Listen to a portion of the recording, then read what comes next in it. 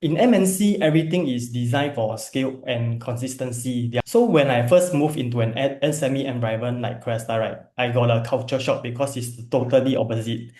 In the culture of the SME, it is quite entrepreneur. And also, I feel that without discipline, this kind of culture can quickly become unclear and chaotic. So looking for that right person is very important.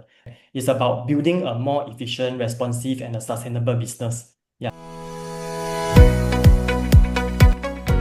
Hi everyone, welcome to Asia Business Owner Podcast, BOSS for short. With the changing economy, especially after pandemic, do you ever wonder why business lifespan is getting shorter? Do you ever wonder what causes it? Are you one of the business owners who are in the midst trying to figure a way out? Or are you intending to start your own business venture believing that everything will work out but somehow you feel something is missing? Or do you want to start a business however, you do not know what to go for? If you have all these questions on the list that I mentioned earlier, or many more that I have not mentioned, then we are here to fill the gap. Hi, I'm Ben.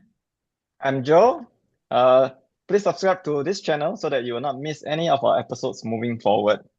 Today, we are very, very excited to have Shawn, COO of Crestar Fans, probably one of the leading ceiling fans company in Singapore, to join us in sharing his journey as a second-gen business owner to transform and grow Crestar from a traditional business into a sustainable and technology-enabled company.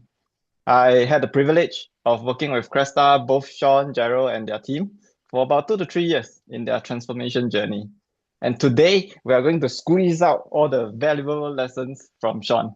Without further ado, Shawn, please give us a short introduction before we dive into the nitty-gritty details.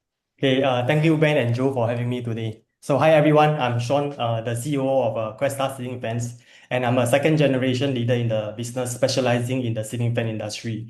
So, for me, stepping into this role made me realize that legacy isn't holding on to the past. It's about evolving with purpose. So, today at Crestar, we exist to create comfort and wellness sustainably for the people and the planet, not just locally, but beyond Singapore. So today my focus is also making sure that the purpose actually shows up in how we run and grow the business. And today I'm really looking forward to an open and honest conversation with you guys. Cool. All right, Shawn, actually your background is from a MNC, right? And then you Yeah. transit into SME. So the first question I have for you is that are there any major difference between MNC and SME in terms of like culture, management, workforce? How does it work? Yes, through my experience, right, the difference are very real. As I have spent a significant part of my career in MNC. In MNC, everything is designed for scale and consistency. Their roles are normally clearly defined, processes are structured, and decision-making follows the formal hierarchy. The people and the team, normally they are the specialists, and the culture emphasize a lot in the stability and alignment. So when I first moved into an SME environment like Crestar, right, I got a culture shock because it's totally opposite. The environment is actually fast moving. People in the company normally wear multiple hats, and often decisions happen quickly without, or I would say with incomplete information. To me, that was exciting, but it's also very real. So in the culture of the SME, it is quite entrepreneur. And also, I feel that without discipline, this kind of culture can quickly become unclear and chaotic. And through my experience, normally all the people in that SME company will only take instruction from one person. There's no formal hierarchy. Everybody only report to one person. So in summary, I will summarize in this way, whereby MNC, they are optimized for scale and consistency, while for SME, we are optimized for speed and survival. Um, Mm. it's also a challenge and also an opportunity is to see how we can bring structure into SME without killing its agility with my experience in the MNC experience. Just very curious now, it's like how long did you take to adapt to the differences? Ooh, for me, when I first started, right, the first 1 year plus, I tried to adapt by following the first generation on how they manage people, processes, and tasks and operation. But after some time, I feel that I'm very drained out because I feel that if you want to grow and scale your company, right, we shouldn't be managing our resources and operating SME this way. So with that, I bring in some of the elements from our experience or from the MNC part and integrate into SME. At that point of time, it's very, very, very difficult because a lot of people, when you want to do some changes, especially change management, right, people will often resist to change. We took about uh, 2 years to really kickstart the transformation. So for me, right, I took over this business in the late 2019. The actual transformation only start in the late 2022. So it's Mm. about 3 years for us to really kickstart that transformation because that in between there's a lot of challenges, a lot of things we need to overcome and we need to explore and we need to understand, especially our people. How do we really start and when to start is the key. We don't want to start halfway and then suddenly the whole thing collapse. I don't think that is very encouraging lah for the whole company. So we take it step by step, bit by bit, and see how we can tweak and adjust to the team along the way. Yeah. So it's Recently I more was of out, yeah. No, recently I was writing a book in regard to MNC and SME executive. So I was realized that many MNC executive where they always struggle when they join SME, mainly because they are used to the structure, process, and fixed timeline that given to them to finish whatever task. However, in SME, they always no system, multitasking, and best of all is that I think whatever decision making is always like make over a coffee session kind of stuff. Mm. Yeah, true. I agree also because last last year or last year, yeah, we tried to hire people from the MNC background. We hire a few, but after some time we found that actually they are not suitable to be working in the SME environment because they always like to mention about their past. They want to bring their experience from their past and bring it over to SME, but SME doesn't work this way. SME doesn't operate this way. did you share your success story with them?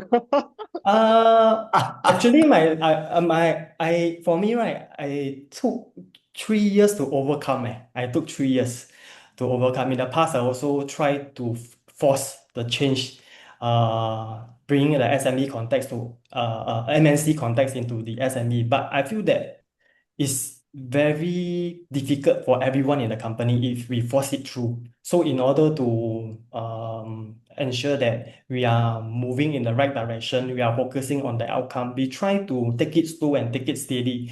In the first few years, there will be a lot of when you see the result, it's very disheartening. You will sometimes I will self-question myself, hey, am I doing the right thing? Am I really like am I supposed to push on what I have decided or what should we continue doing this? There's a lot of question mark during that point of time. So I think I speak to a lot of people. I thank to my friend, my mentor. I would say that I have a quite a good support system to support me along the way to navigate all these challenges and solve this hurdle one by one. And eventually, I feel that today we are actually in a position for growth. Last time in the past, we still used to, for me, my focus is really to see how can we sustain that operation and to maintain the current situation that we have in the local market. And right now right now the team is very comfortable in sustaining, and right now we feel that we should have another change is to change and see how we can grow beyond Singapore. Okay, with the current situations, I would say that a lot of MNC executives are trying to adjust themselves after they get retrenched, right? Into an SME company. Is there any tip that you would like to share with them on how should they get accustomed to SME culture? I think they have to leave their ego down, leave their past achievement behind it, and see how they can come into this space and contribute by understanding the strength and the weakness of everybody. Don't focus too much on personal achievement, but rather focus on how can we contribute as a team collectively and work towards the outcome that we want to achieve and make sure that the result that we are able to win as a team is a result that everybody are happy with. But that's not going to be easy job. It's not easy. Saying is a lot easier, but when you come into action, right, a lot of time you need to put your ego down. You need to step down to another level. You need to move your level down.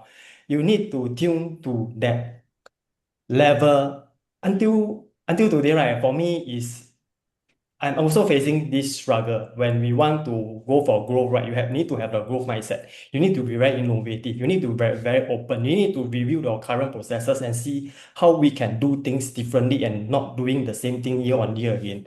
So when the level of understanding and level of perspective is different, the clarity, the understanding of each individual is very different.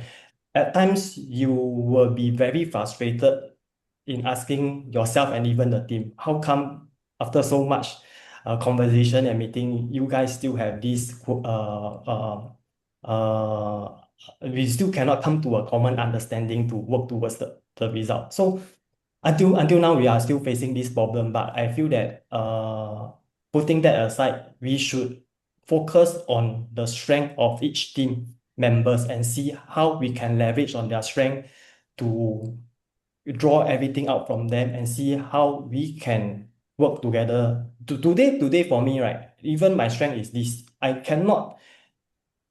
need my team to complement my weakness. Last time I used to be a very structured person, but nowadays I don't think I'm that structured anymore because Yeah, no longer structured. yes, because when you have a very creativity, you have the creativity and innovation, right? You don't have, you suddenly you lost the structure thing. Structure is something whereby, you need to have rules, you need to have regulation, you need to have the framework to implement that thing. But nowadays, I feel that I'm losing that structure. But my team, they are very good at the structure part. So when we conceptualize something, we do our analytical study, then if we want to do this, right, my people will be there, my team will be there to help me to get all this implemented in a very structured way. So this is how we complement as a team along the way when we want to grow and build the business to another level. I think you just Yeah. brought a very important point about leveraging on their strength rather than keep zooming in on their weaknesses. And I think that's very much that related to leadership skills, that mindset that you are having. Yeah. So like SME, right? Resources are always very limited. You Mm. always have this fixed pool of people. So how can we leverage them and how can we understand them better? So last year we invest a sum of money to understand. We currently I have a core team. So to understand my core team better, we did a profiling test for each individual to understand where is their strength and where is their weakness, even for myself. So from there, right, we share our individual profile, and then after that, we collate everything together to see our team profile, to see where is our gap, and when we have this gap, right, who is the better person who are able to come in to complement that weaknesses, so that we are able to normalize or neutralize that weakness and make sure that everybody can contribute when we are doing something. So looking for that right person is very important. But how to look for that right person? By understanding. If you are able to understand that person with data, then that will be the right person that you should look after or you should look for when you are having issue in this particular area. And you feel that if he is the best person, then he will be the right one. Okay, I'm very curious now. It's like, what tool did you use? The emergentic emer emer emergentic It's profile. not I think not it's the not not H anagram, right? Is it anagram? no. So after the profiling, right, they will tell you what is your Mm, percentage you have for your analytical, your conceptual, mm, your structure, your social. Yeah, I think it's a okay. I can't remember the name already, but we Mm, go to this website called Emergentic mm. website. to do our Okay. profiling test for each individual. So we need to answer 100 over of question. So from Wow. there, yeah, they will tell you rough, they will tell you what is your profile. But I would say the profile of each individual will change along the way, depending Mm, on what you have experienced, correct. what you have go through, then it will change over the years. So for me, last time I used to be a very structured person.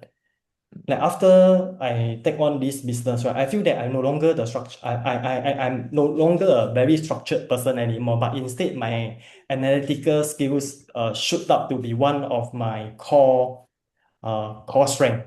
Yeah, my Strength. analytical and conceptual. So right now, my structure is the weakest link in my whole entire profile. Hey, Sean, for the benefit of the audience, your Mm. definition for structure, is it equivalent to stubbornness? Uh, I won't say so leh. Like it's like structure is like I no longer want to follow the olden way of doing things in my perspective lah. Then I don't like to follow rules. I like to challenge assumption. I like to do things in a very different way or from the current norm. So this behavior or this mentality have like affect my structure profiling profile in that sense lah. So what I have seen is that actually my current core team, they are very good at structure. Their structure is like wow, a few of them, we are very good at that. So when I want to deploy something or implement something, I can look for that 2 to 3% to make to give them the empowerment and trust, and to make sure that they are able to execute the task as we want it to be. Yeah. So it's more like a guideline kind of things. Yeah, structure is more like a guideline lah. You will follow the same thing, you follow the rules, the regulation. Yeah, then when you have something that you want to implement, right? Normally you have a structured way of doing it. But for me, I like to do it in my own way lah. I have sometimes the way I do things, the way I think, my people also cannot understand. Hey, how come you have like so many ideas and so many ways of doing it? Sometimes they cannot relate to my thinking. Yeah, that's Okay. yeah. Okay, now, That happens. That happens. yeah, yeah. Anyway, I understand that you're coming from MNC now to SME, to grow Crestar. And I do come from, MNC before, like IBM, many, many years back. And I realized that when I start to enter SME, there are something what we call the goal and mission Mm, that we used to have, right, in MNC. But mm. apparently, a lot of SME doesn't have a specific goal or what they want to achieve and a mission statement that guide the team along. So Yes, does that happen to you? yes, at first, yes, we don't have goal. So I feel that the differences in goal was very noticeable when I moved from MNC to Cresta. In MNC last time, our goal are quite long term. They are global. They focus a lot on emphasize a lot on market share, regional strategy, multi-year long roadmap. There are stability, and the pressure of day-to-day survival is lower because they have already system that are already in place. And when I joined Cresta in 2019, the goals were much more fundamental lah, or rather I would say there's no goal lah. Their goal is only to survive. Yeah, firefight every day to make sure that we have enough revenue. So I would say their focus is more on survival, cash flow, operational stability. So when I come in, right, I feel that I have to come in to build the basic, like how can I get these simple processes ironed out, have a clear responsibility for me and everybody in the team, and establish a reliable operating rhythm before we can even talk about growth and goals, right? And then today, thanks to my core team and the transformation and the support of the team, our goal have evolved again. We try to balance the short-term execution with long-term growth, focusing on innovation, sustainability, technology like AI, and the journey has forced me to unlearn many MNC instinct and relearn what truly matters in an SME context. Okay. So So is there any did you start? Yeah, did you start with people or did you start with process? I start with people. So if you remember last time we engaged your study to change our people. In fact, when I took over, right, My father-in-law is quite kind to me lah. He say, why not we change the whole team? I don't think the current team is able to help you because they have been with them for quite some time already. Some of them is more than over a decade. So with your modern thinking and the modern way of managing, right, I don't think my people is able to help you along that line. So why not? I ask them to leave, then you hire your own team. So for me, right, I told them, no, I want all your people. I try to change them by communicating with them. I hire people, I hire consultant, I send them for courses.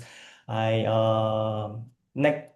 basically I like their mother lah, nag them every day and tell them why we need to do this. This is for your own good and etc. etc. I cannot do it. I get the external consultant, external people to come in. Yeah, because people will normally more prefer the sharing from the third party, right, rather than internal. I tried, but along the way, some they can make it, some they couldn't make it. And with that, slowly, I feel that we cannot drag this for long because it will impact the whole progress of the growth of the company. And then we just kickstart some of the processes and see how we go. So normal is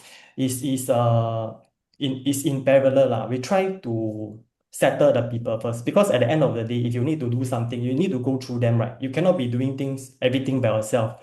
It's not sustainable and it's not healthy for the leader and the founder of the and the business owner of the company to do everything by themselves. If not, why do you need to hire people? They are supposed to hire them to help you and see how they can help the business, right? Yeah, so for me, yeah, start off with the people, then the processes. Mm, Although it's easier to say lah, but when you come to application and execution, there's a lot of things that is out of your that control, man. yeah, out of your control. You cannot you Mm. just see what is the challenges that's coming along the way, then you solve it one by one. Yeah. Now we are talking about challenges, right? So what do you think are the common challenges that most SMEs are facing? I think from my experience, right, SMB they will face three main challenges. For me, the first one when I come in is the lack of the structured processes.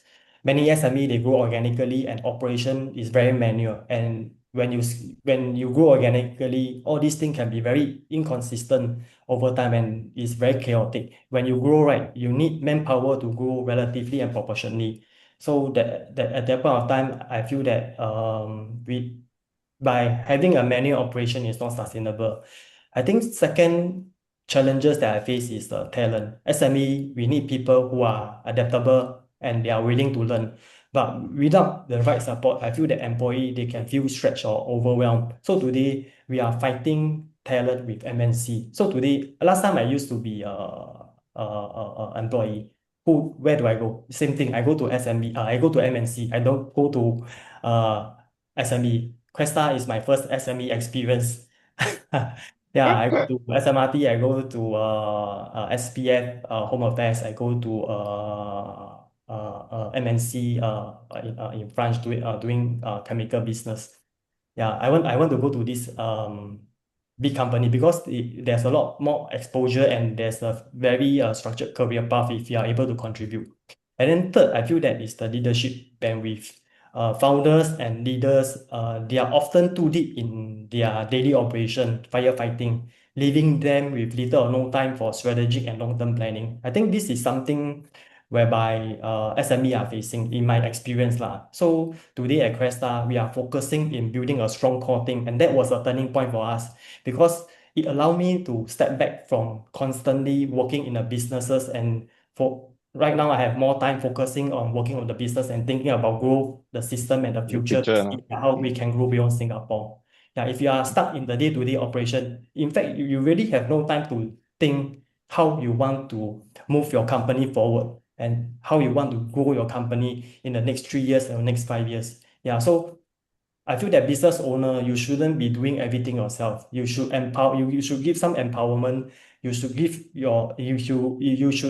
trust your people, give them responsibility. Then you support them along the way if they face challenges and come to you, you counsel them, you talk to them, you mentor them, you motivate them, and you start off by giving them small tasks. Then if let's say they are able to succeed, you just expand their scope. And in the past, for me, I try to manage everything myself. I micromanage the team. Yeah, in the beginning, and because I don't trust my team, you see. Yeah, so I want to do all this, but I feel that it's not the right way lah. After speaking to some of the people, some of my friends, some of the people I mentor, then I start to have that self-awareness to change.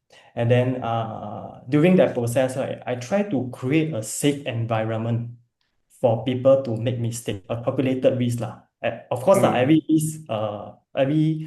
risk or every mistake it costs some dollar and cents, but we try to create that very safe environment for them to make mistake, and we want to make sure that they learn from the mistake and try not to make the same mistake again.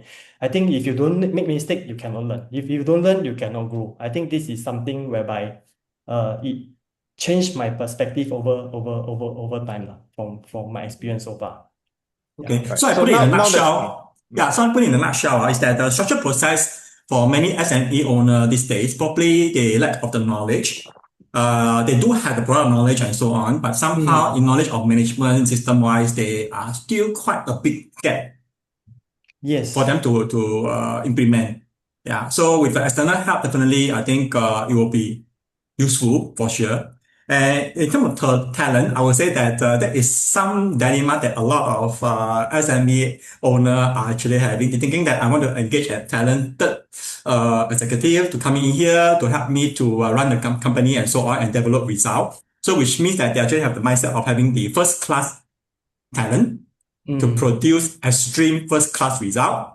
But however, MNC have the opposite way of doing things where they are getting third class talent to produce world class result by gathering all their strength together. As for leadership, I would say that it's a charisma that need to be trained with the ability to understand individual ability and character. So am I right to say that? Yeah, yes. I feel that leadership, right? You try not to manage those nitty-gritty thing lah. You manage your people, you try to understand your people more. And then when you develop your people, you invest in your people, then your people will be the one taking care of your customer. Yeah, you want to be very customer centric. Then when you have a very good customer, satisfying customer that is happy with your service, then eventually this customer will take care of your business. So it's a cycle. Yeah, we take care of our employee take care of our customer take care of our business. So today we invest quite a number of quite an amount of resource in developing and grooming our core team to be future ready and to be the next generation of actually right now we are building the next generation of leadership pipeline. Yeah. That's very important. And I think a lot of SMEs, they don't have this leadership pipeline. So you just like they have to always just do the same thing. Yes, Yeah, yes, but if you yes. have a leadership pipeline, you bring the people up, then like what you said on the cycle, I think it will take Yeah, care of yeah, itself. yes, Yeah, yes. Yeah. good. So we have I talked think that, about people earlier, and then I think let's dive a little bit into the system implementation hey, challenges. wait. I think I would like to add on to your point just now that you mentioned. I think very interesting in a way where, especially when you talk about from the first generation and second generation are trying to take over the legacy and make it sustain. That's actually a very interesting part where I realized a lot of second generation business owners are struggling at. Mainly because the first generation had the mindset that, okay, this is something that we did last time they created success. Yeah. And to make changes to what I have done before and the achievement that I have had, I will have doubt in your ability to do it better than me.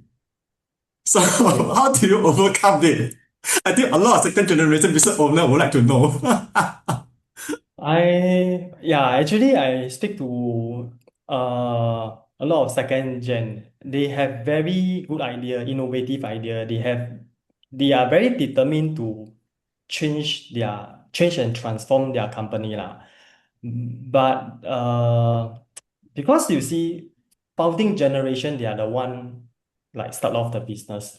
And when the business is there, they see they are not willing to let go of the control. And they are afraid that, hey, wow, if let's say you do things wrong, will it like will there be any impact? And the impact they cannot accept it. Yeah, so I can completely understand like the old habits the old people have, but change is hard lah, if you ask me, especially for those who are doing things for the same things for many, many years. So my approach, right, is very simple. I first of all, we don't talk about how, we try to explain why. Why? By demonstrating the benefit. We try to involve the team. We try to start very small. We try to run pilot, and we try to let people experience how these changes can make their work easier. So when people feel included and feel supported, the resistance drop. And transformation and change is not about forcing. It's about enabling our people to succeed in a new environment and support them and bring them along the journey as we move on. Yeah, so you need to spend a lot of time lah to communicate with them, to explain to them what is the benefit that you are able to bring it to you by doing this change. So for example, last time we used to have all the process in a very manual way. Then how we started off? We started off with doing digitalization. When we talk about digitalization, the previous workforce or the older staff, they cannot accept it because they don't even know how to use WhatsApp. Yeah, handphone, they are using those the normal phone, not the smartphone. You ask them to use system, or suddenly they fall off from their chairs. And they say, hey, why you need to use system? System is so complicated. You need to change this thing, change that thing. Why you need to go here, go there. Very troublesome. If you use the manual way, I just erase, we just change, can already. But I say, yeah, it's easy, but you need to look at the big picture. Yeah, understand the whole process. Today, if the customer want to ask you to extract this particular record 3 years ago, how you do it? We have a library, we have a library, office storing all this information. Then you need to go through that folder one by one. Look at the year, look at the month. Then you need to file. Before that, prior to that, you need to do filing. I mean, if you do the filing properly, you are able to find it. What if you found it wrongly? You cannot find the record. So by doing one simple thing, you need to spend 30 minutes to 1 hour to look for the record. Is it sustainable or not? Not sustainable, right? Why not today you spend a bit more time, maybe 5 minutes more, okay? You do this. Then eventually, if let's say you have this query, right, you were able to save 25 minutes of your time. So why not? Yeah, so we give them some example. Okay, we think of some use cases. What if this, what if that? We scenario play. And then from there, they will understand, then they accept it. Now, eventually, we do have staff, uh, he have retired already lah. He's at the age of 60 plus. Well, he's still learning how to use system to issue invoices. He start to use WhatsApp, and then he start to use smartphone to go to his social media to see some stuff. Right? Then you have you have more time to really like integrate with the current and modern society lah, with the technology that we have in the environment. Yeah, I feel that with that, it not only save time, enhance their value, they also have in terms of personal life, when they speak to their friend, they can communicate, engage more, even for their friends and us. Yeah, I feel that it's a win-win for everybody. This is how we start everything, the Okay. change process. Correct me if I'm wrong. I think that along the line, I think the older generation or first generation who actually fight the war, they are still stick with the same old customer currently, so they don't see the reason to change. And second point is that they are still fighting the same war within the same territory, and no point changing because since the terrain is the same. Last but not least, they are still using the same old general to fight the war. That's why there are so many resistance in terms of adapting new technology and changes. Yeah, I do agree lah. And also, I think different company, they have different situation. So it's depending on where are they currently at and what is the challenges they are facing. Then that situation or the issue that they are facing will be there. Actually, I feel that this is something that is there will be it's a norm lah for all the SME in Singapore, when you have a first generation, second generation, and when there's a third generation, that will be even more complex and complicated when you want to transform and change the company. I Yeah. think we will want to Definitely, talk yeah. about we want to talk about this during our next session of the podcast. Yeah, I think even two generation is really wow, quite a challenge already. I can't imagine if you have the third one. I don't know how they manage it really, seriously. Yeah. And it's going to be very different because the third generation coming in, they are all digital natives. Yes, yes, yes, yes, So yes, yes. for them, yeah, the way of working is definitely going to be very, very different. So we also know Yeah. that you're a very huge advocate of using AI, right? So how what caused you to become such an advocate of AI technology implementation? I feel that because okay, these few years AI, a lot of people they are talking about AI. So I feel that we some people do it because of trend. They want to be trendy, they embark on AI. But for me, right, our move into AI was driven by the necessity and we see as an opportunity. And with the sandbox program, pilot program available and the support from our government in helping us to embrace the technology and it helped us, for me, it helped us to unlock more opportunity. So as a SME, same, I always tell people that SME resource is always very limited. You cannot hire. By hiring, it's not sustainable. So, and at the same time, expectation from customer keep rising, especially nowadays, information is very transparent. People are getting information faster. Their expectation rise. And with AI, right, it help us to scale smarter and it help us to replace or rather it help us to automate repetitive tasks, improving the response time and making better decision without simply adding manpower. So for example, last year we have our Gen AI chatbot. It helps us to support both pre and post sales inquiry and allow us to respond faster and consistently to our customer. And at the same time, on a personal level, I have also been passionate about technology. I'm from the IT background, and I'm very curious about finding the ability in the new technology to create real impact. So for me, right, AI is not about trendiness, it's not about trend. It's about building a more efficient, responsive, and a sustainable business. Yeah, in my through my experience and my context lah. But does it I mean, mean if that you, you will need lesser manpower? It doesn't mean that with AI we need to have a fewer people. It means, for me, it means better use of our people. We use AI to take away repetitive, low-value tasks so that our team can focus on higher value work like problem solving, customer engagement, innovation, participate in our strategy thinking and see what we want to do in the next 3 years or next 2 years.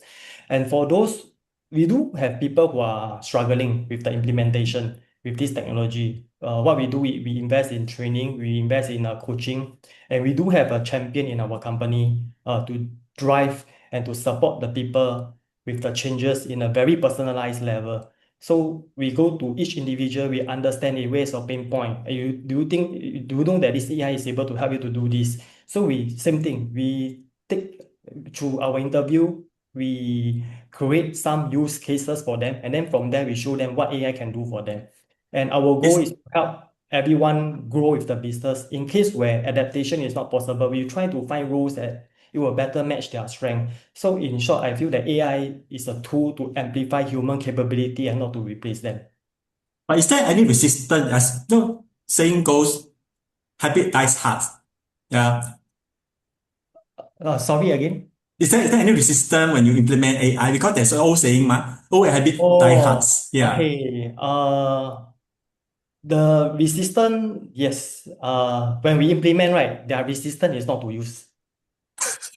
Their resistance is not to use. So we don't have the utilization rate. We don't have the adoption rate. Yeah. So one of our result is to track the adoption rate in the company and the utilization rate. So we do have a champion or a person who is assigned to this. He will go around like advocating people to see how we can use this technology to help people company-wide.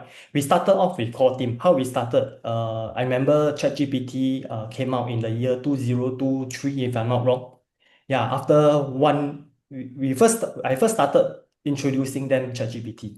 Then they use, wow, ChatGPT very good leh. Wow, they can create content leh. Wow, they can do this, they can do that. Wow, now I have more time for coffee leh. Yeah, so we improve the well-being of our people through coffee session, through interaction. We can strengthen our bond and cohesiveness with the team. And then I see, actually, I feel that it's the right time for me to bring this AI technology into the company because they are already very receptive in using ChatGPT, ma. Yeah, so we integrate another tools to see, how is it? Yeah, I think the core team is okay. They are receptive to it, but the working level, they don't believe in that. They feel that, yeah, this one no use lah. Or I say, wow, if you implement this AI chatbot lah, then how? I no need, I will be jobless then. So no, I say no, no, no. You will be re-role or risk. I will rescope your role. Then you will be doing more higher value added activity as compared to what you are doing. So I say last time you all complain ma, every time you say the same thing, you pick up the same call, answer the same question. Now I have this technology to replace or to take away your pain point, and then now I'm giving you another task. Then when you give them that task and they are able to achieve it, they will have a higher sense of belonging in the company. They have a better job satisfaction, and they will be willing to contribute more and to ask for more. And what's next? Yeah, are you able to like automate deep using the voice instead of text? They will try to give you ideas, and then they will try to participate in that. The key is how to get things started. That is the key. That is the most difficult part. When you get things started, right? When people believe in that, people participate in that change, then everything will flow seamlessly already. Sure, I got this It question really sounds here. like. Yeah. Go No, ahead, no, go I got this ahead. question here is that for the benefit of SME who are right now in the midst of the transition from the traditional way of doing things to AI assist system, do you have or do you introduce any incentive to encourage your team to use the new system with AI assist? Oh, though my incentive is to solve their pain point and they have more time for coffee session. Yeah. It So coffee actually session sounds to is the me, incentive, huh? Yeah, yeah, it coffee. actually sounds to me that you are using a lot of tender, loving care to your people. Yeah, I think we do have this people first culture in our company lah. So no matter what we do, we try to take care of our people. We want to make sure that they are in a good state, yeah, in a good position to do what they are tasked to do. We don't want to force. When you are forcing things, right, the outcome is not what you want. And then people will struggle, they will drag their feet to work. We don't want that to happen. We want people to come into our working environment happily, and I want them to come here. I want them to look forward to come into this environment to contribute and not to force. I think if you want to force, they won't do things the way that you want them to do. Where I want them to do things genuinely from their heart, contribute, and then try to let them to have that entrepreneur mindset. Then they are able to then we are able to have that alignment and work together to achieve what we want to achieve. Yeah, I think that is very important. Yeah, that's why we have a lot of TLC lah, tender learning care to our people to help them to support them. Yeah, so yeah, in And I this, think it's a sustainable way. it's a sustainable way. A lot of a lot of SME they don't really invest enough time and resources in their people. Yeah, I have speak to some, they say, why you want to invest so much money on them? Why you want to spend so much effort? You should like spend more time thinking of ways how you can grow your business. Ma. Yeah, yes, I agree. But you don't have the people, how do you grow your business? You don't have the capability, you have a lot of people, but you don't have the capability and skill. How you want to grow your business? It's not sustainable and it's not effective and not efficient by growing the business alone by yourself. So you have to be open mind and see how outside evolve. You need to change. You need to have that self-awareness and you need to believe in the people. Of course, every investment doesn't comes. It won't be not every success investment is a successful investment. You have people leave along the way. Yeah, it's because maybe the alignment is not correct. The purpose is not aligned. That's why they leave. We need to bring the people with the right attitude, with the same belief, and we want to bring them on board to make sure that we are working serving the people with the same business purpose that everyone agree to, then we are able to bring out the maximum potential from each individual to contribute. So that's So from how a you traditional, sustain Crestar and the legacy. But is sustainability a new direction for Crestar?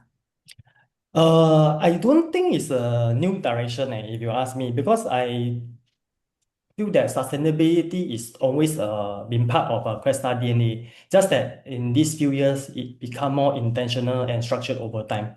Back then in 2019, the focus was just stabilizing the business. So as when we matured, sustainability naturally become our strategic priority. And today, is embedded in how we design energy efficient product like our DC fans. We reduce packaging waste. Right now, we don't use styrofoam. We use the recycled material. We use soy ink, more sustainable, although the cost is higher, but it's okay. And we extend the product lifespan through the long-term service model. It's also about how we operate by digitalizing our processes, using AI. We reduce the waste. We reduce the wasted effort, resources, and I feel that innovation and sustainability they go hand in hand for us. They define how we grow responsibly while we are staying competitive. Yeah, just last year, we embarked on the DBS ESG Ready program, and we do have the silver badge achiever from ESBN, and we have already submitted our carbon emission reporting for the past 2 years. Yeah, and then with that program, right, we also reduce our current packaging footprint. So right now we are able to export more SKU as compared to before, and this also help us to reduce the carbon logistic footprint. cost. Mm, Yeah, mm. because for example, last time we are able to ship out 1,000 cartons per container, but now we are able to ship out 30 to 40% more depending on the model by reducing the footprint because we remove styrofoam. Styrofoam it will occupy quite a huge footprint in terms of the packaging.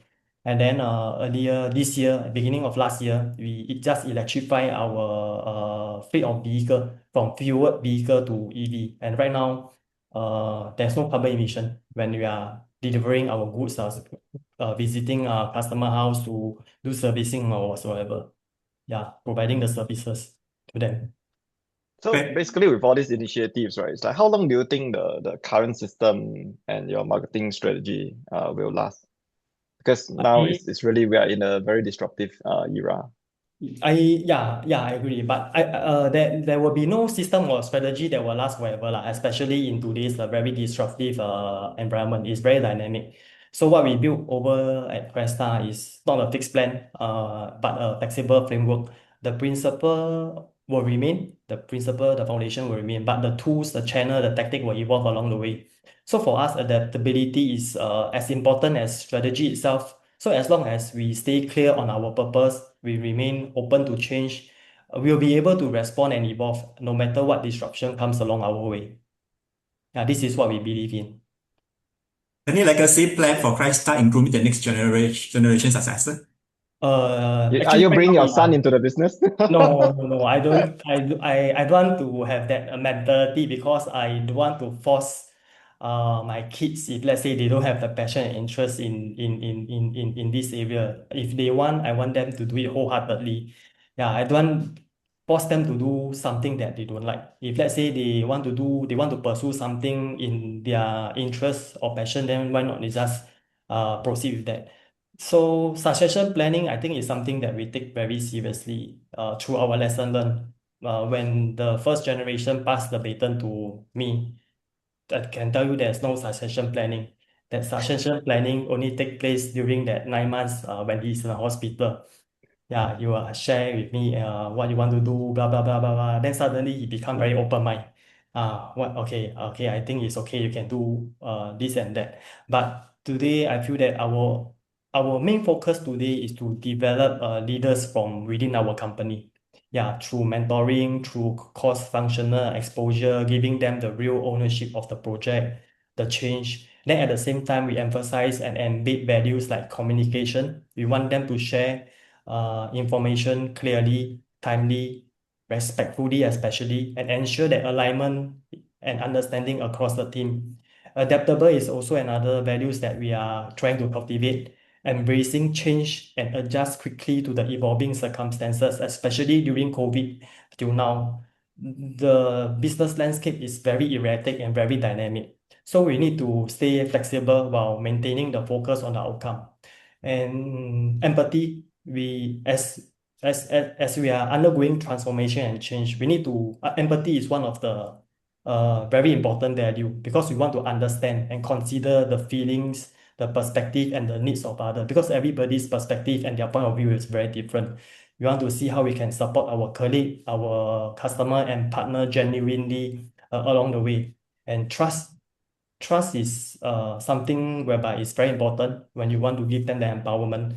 We need to build the confidence with our colleagues, with our team, with our customer, with our partner, and be reliable, especially reliability, and be honest and consistent in the action.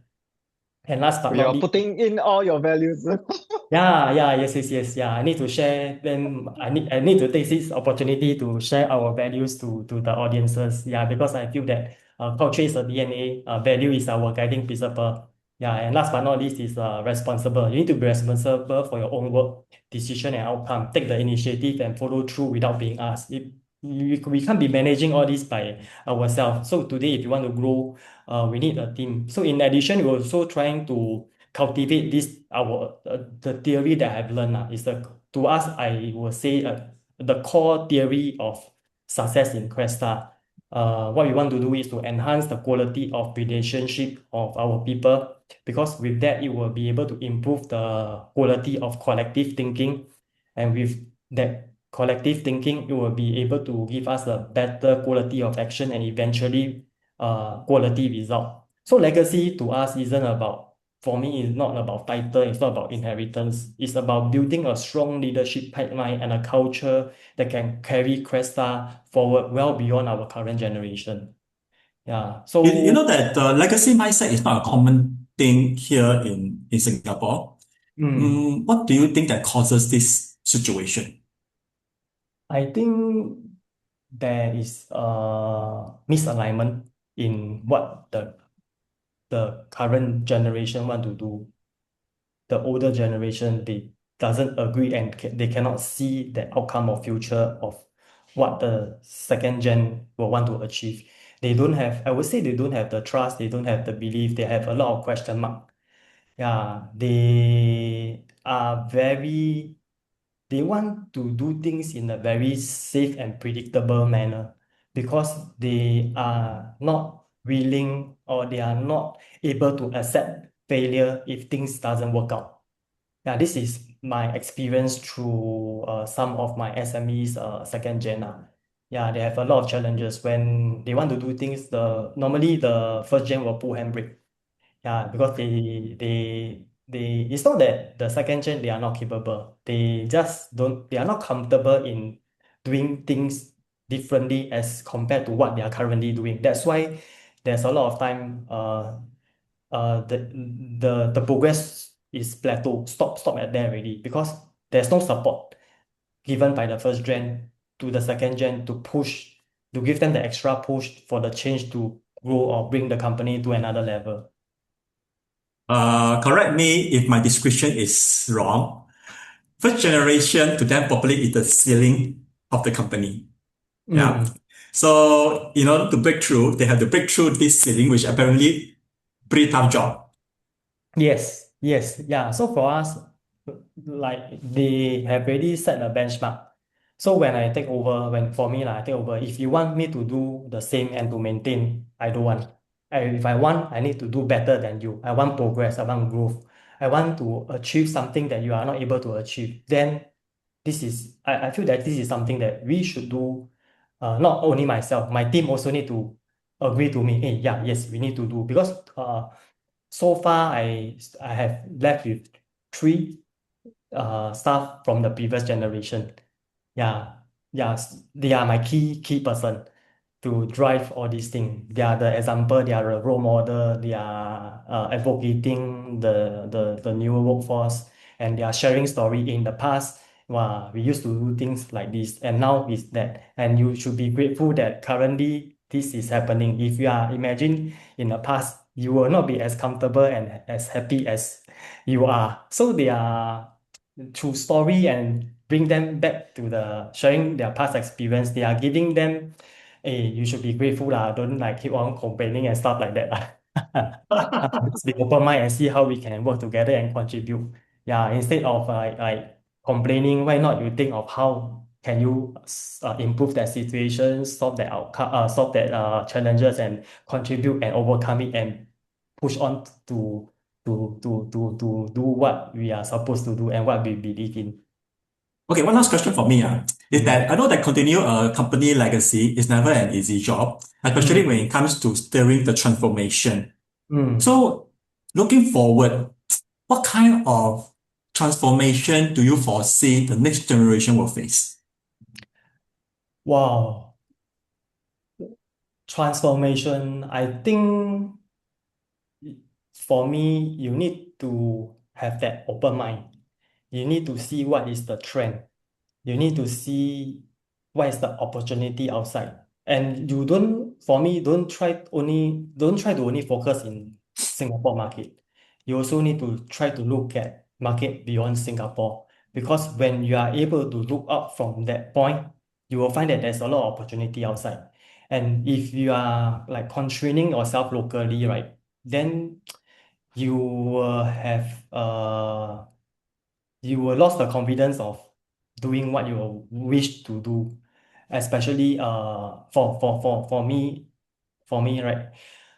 When people don't believe in AI or AI just kickstart, I just join because for me, I believe AI is able to solve certain issue, add value or add business value and improve the work life of our people, and it will give us a greater opportunity. And then another one is sustainability. When people or SME, they are very concerned in participating in the sustainability part because to them sustainability is additional money, additional funds.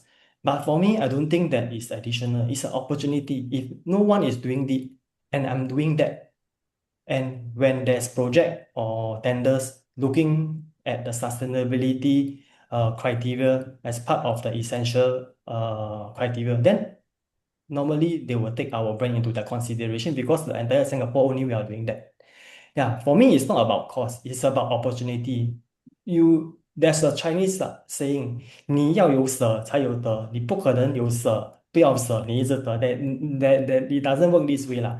Just that today you want to climb to a higher level, you want to progress, you want to have progress in your career. You need to enrich yourself. You need to sacrifice. You need to do something very different from other people. If you remain stagnant, status quo, then you will forever at be that level. You won't have any progress. And then you need you need to have a very open mind, like what I say. Without that, if you don't want to try new things, you are accept of if you are afraid of failure, then you cannot progress already because you are not able. Would it be correct that I'm saying this that the next gen probably need to have the ability to see the next way of trend Yes, to ride yes, along? yes, yeah. They need to really don't spend too much time internally. I think you should spend more time going out to see what is the trend, next upcoming trend by talking to people, mingling with people through network session.